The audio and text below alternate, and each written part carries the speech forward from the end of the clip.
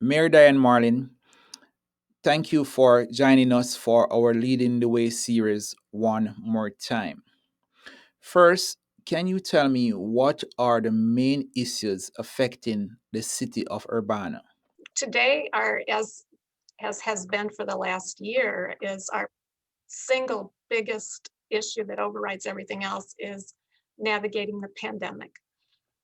So beginning with about this time last year, we began to make plans for number one, keeping people healthy, avoiding spread of the disease, maintaining our essential services, working with our community partners to make sure that people had food and housing and the basic necessities of life. And we had to work very hard to avoid overwhelming the healthcare system because we have two regional medical centers in Urbana. And then that has taken top priority for the past year, which has meant, other things that we wanted to do, we had planned to do, are moving more slowly along. Our top priority is people's health and wellness. And now, as we go forward into 2021, we are focusing our support for the vaccination effort. Do you know what the COVID numbers are specific to Urbana? Well, I tend not to focus just on our city because all our numbers come in. You do see the maps and the individual cases, but we think of ourselves as a county, and of course we're in a region. So we just dedicated a memorial this morning. 102 people have lost their lives to COVID in Champaign County, and every one of those represents years of unlived life. And we've had several thousand cases in Champaign County. So all of our efforts are team efforts. We work very closely with our neighboring governments, with the University of Illinois, the Champaign-Urbana Public Health District, the social service agencies. And I tell people all the time, if I have to live through a pandemic, there is no place I'd rather be than in Champaign-Urbana, Champaign County, because of the just remarkable collaboration that we've established here. With the governor's announcement of limited indoor dining and social gathering, what does this mean for restaurants and small business here in the city of Urbana? It means a world, and it's not just restaurants. It's things like the yoga studios. I mean, it's many different small businesses have just been um, terribly impacted by this, and it's our local businesses that really are the heart of our economy. So again, over the last year, we've done everything we could to support the businesses in terms of administering the grants the federal and state money that has become available. We're on the phone daily with our especially our liquor license holders, who also are our restaurant and tavern owners. And we're we're we've changed many different rules, regulations. We've come up with innovative ways for these businesses to operate. And the thing about this pandemic is it changes every day. Sometimes you literally don't know what's going to happen from one day to the next. So that means you have to be flexible and willing to try new things, and really have to, turn on a dime. And we've we've done, we've worked really, really hard to support our small businesses. And I know it's been horrible. There's just no other word for it. It's been horrible for folks. How badly does the pandemic affected the city's finance? A lot. And we've spent the last year telling our elected officials in Congress that when you're considering federal aid, you need to think about direct aid to local governments, because it's at the local level that we're taking care of people, and we're losing revenue from, our revenue comes from food and beverage tax, from sales tax, from a share of the local or the state income tax, and that sort of thing. So far there has not been direct aid to cities, but we were in a stronger position to weather this pandemic than we would have been a few years ago. We spent the first 3 years uh, erasing our structural deficit. We had rebuilt our emergency reserves. We had restored our pension funding, and we had in a year ago this month, we had our best financial forecast in years. And like I said, we had other things we had planned to do, and then the pandemic hit. So we've been able to maintain essential services. We haven't laid any staff off. We've held positions vacant. So that means other staff members are doing two jobs and just working, 24/7. But we've maintained our services. We have kept kept things going. We've moved forward on a number of projects this past year and intend to this year. And some sources of revenue actually are up. Some segments, packaged liquor sales tax, for example, is up. I think our cannabis sales were pretty strong. Other revenues, food and beverage, are going to be lower. But it's not so much to this point, but what's really going to be the telling feature of all this is how the recovery occurs, how much help we get, what leadership we get out of Washington, and how long it takes us. Recovery is going to take years. It'll take cities years to recover. It'll take businesses and people years to recover. And when we do recover, we won't be the same city that we were. There's a number of housing development happening in Urbana. What is the timeline for completion? Within the next 12 to 18 months, especially for the larger one, the the development right next to the city building represents actually a milestone. It's the first new residential construction in downtown Urbana in over 15 years. And it's one of our goals was to get a project on that site. It took 3 attempts, 3 different requests for proposals to make that happen, and almost 10 years of trying.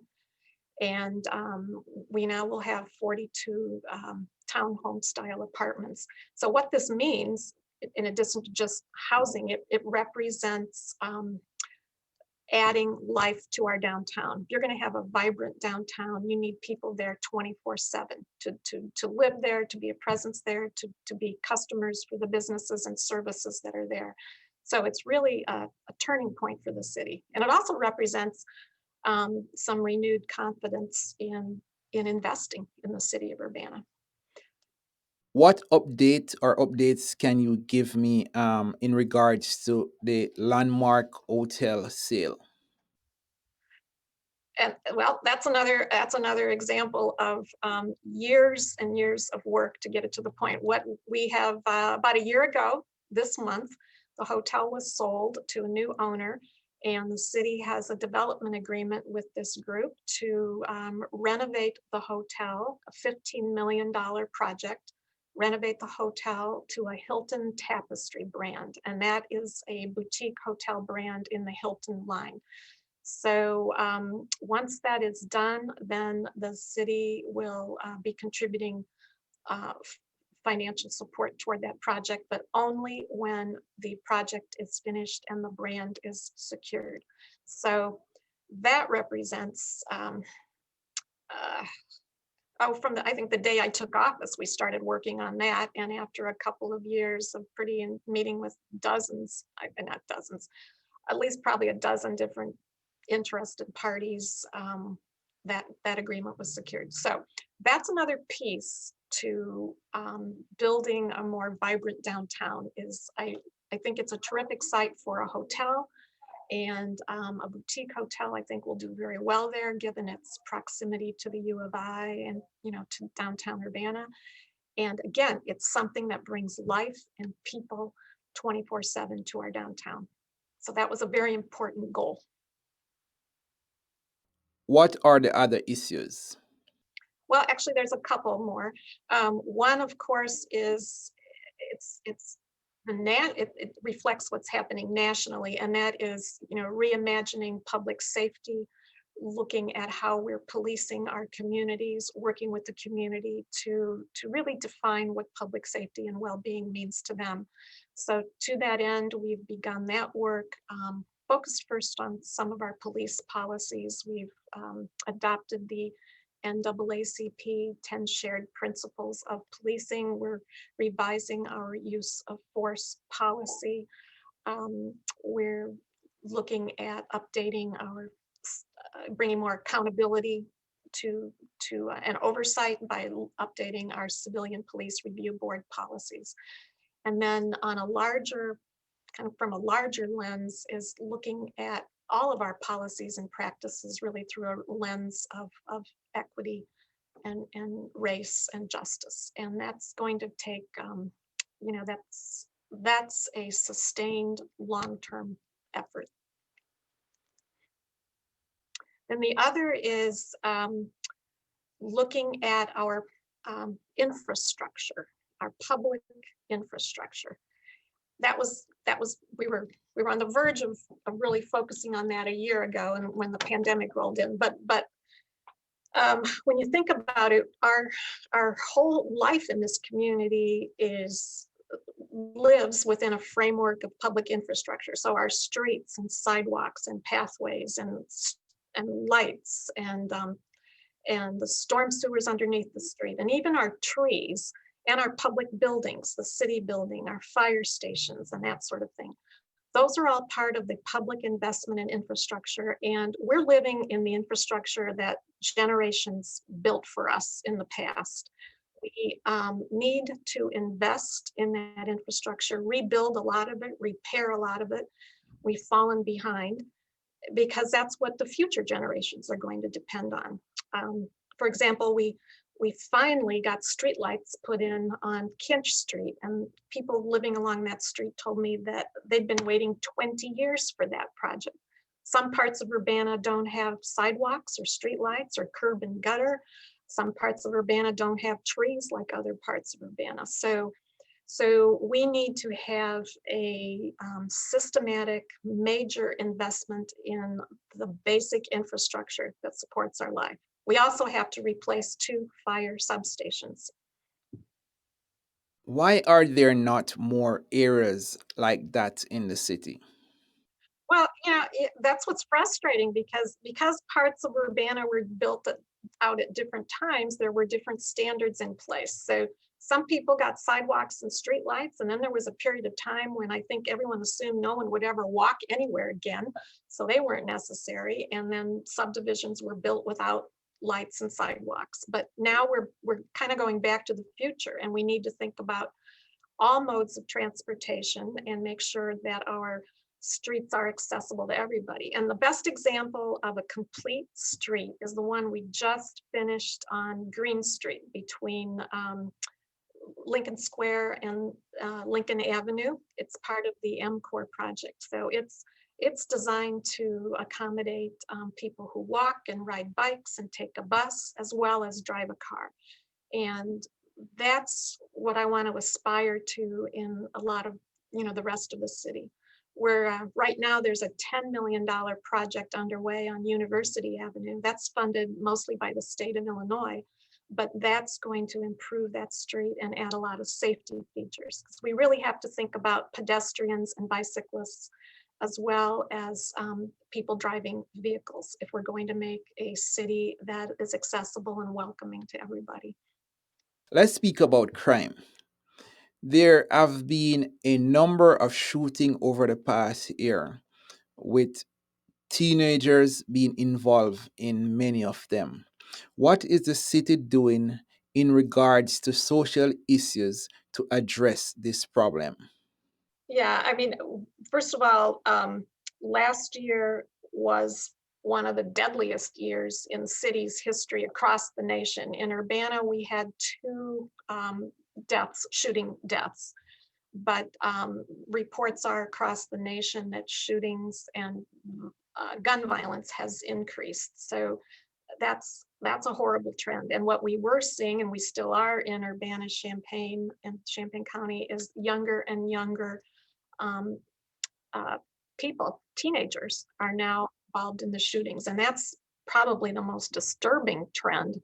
And I've been involved in the efforts to reduce gun violence for probably 10 years now, with the Community Coalition and other community partners. But it's clear that it doesn't start with a gun, it ends with a gun. So these issues start in the home, it starts in relationships among kids, it starts in education. There's a lot of root causes that contribute to this. And again, over the year during the pandemic, what could have been, what were already kind of unstable situations have been only made worse. And so our efforts going forward need to focus on basics like housing and food security, housing security, um, making sure the kids are back in school, education. And frankly, in all the years we've been talking about gun violence, we never talk about guns. And I think we as a community need to start asking, where are these guns coming from? How are these kids getting the guns? Who's supplying them? Um, and and where are they keeping them? And because um, and social media is a major factor in making matters worse. You get disrespected on social media, you get mad, and if you have access to a gun, you act first and think later. And it's all those things we have to talk about. But frankly, I think we have to start talking about the guns. We are working as hard as we possibly can to get our community safely through the pandemic and to thrive, to be a better place on the other end. And we are always trying to lead by example. So in terms of modeling health behavior, how to stay safe during the pandemic, but also when you think about how we treat people, we've been and how we approach the quality of our work. If we're going to um, invest, I'm going back to the public infrastructure now. When we invest in public infrastructure, I want it to be the very highest quality that we can afford, because it's going to have to serve many generations to come. The same thing when we talk about our public schools and our housing that we provide for people. It needs to be good quality for for to support people's lives, and we have to lead by example. And everything we have to do also needs to take into account climate change and energy efficiency and indoor air quality and all the things that will eliminate or reduce our carbon footprint. So we have we have a lot of um, they're not competing demands, they're concurrent demands, um, that we need to be following in order to prepare us for the future. Is there any other major projects or project being planned for the city at this time? Um, in terms of major projects, no, because we do have several major projects underway. I didn't even mention, we just finished renovating. It's about a $5 million renovation of Aspen Court, which is affordable, apartments. And then we're building a project with the Housing Authority, another 24 units of very nice housing for seniors and persons with special needs. Um, and then, and then, like I said, I think the focus for the coming, what I would like to focus on is developing the plan and then starting to carry out investment in our public infrastructure. Is the senior development the one on Colorado? Yeah, that's right there east of Colorado is Pinewood Place. That's the project with the Champaign County Housing Authority. And well, actually, one other thing I didn't mention is, the Stone Creek golf course and facilities have been transferred to the U of I and will now be home of the U of I golf team. But we have still a program underway that will support construction of single family homes and duplexes in our subdivisions. So Stone Creek, South Ridge, Behringer Commons, and in other areas as well. And that provides tax rebates to homeowners for up to 5 years. So we really are focusing on infill development, building out our subdivisions. I want to avoid sprawl, but we have a lot of areas that we can fill in our community for some sustainable growth and really in the long run to help relieve the burden on property taxpayers. Mayor, many people are moving out of Illinois to other states. Make the case why should one move to Urbana? Well, I'll tell you, like I said, if and I don't want another pandemic to live through, but the extraordinary um, positive working relationship that your governments and private companies and educational institutions and healthcare system have here makes this one of the best places to live. Great schools, great education. The world is here in this small town. The world is here and it's affordable. When I look at what things cost on either coast, and when you think about um, the expense that people have, you can have a great life here. You can afford it. It takes you 10 minutes to get anywhere. Some cities are striving. There's a term called be a 15-minute neighborhood. So the mayor of Paris, France, is trying to divide the city into these 15-minute neighborhoods, meaning you can get anywhere you need to go in 15 minutes. Well, we got a 15-minute city here. And that means you get to spend more time with your family or doing things that you like to do instead of in a car driving to get where you need to go. And you can wait until the last minute to go to your meeting or to a show at Cranard Center. So we have everything at our fingertips, and it's at a scale that's a human scale, and it's a human scale.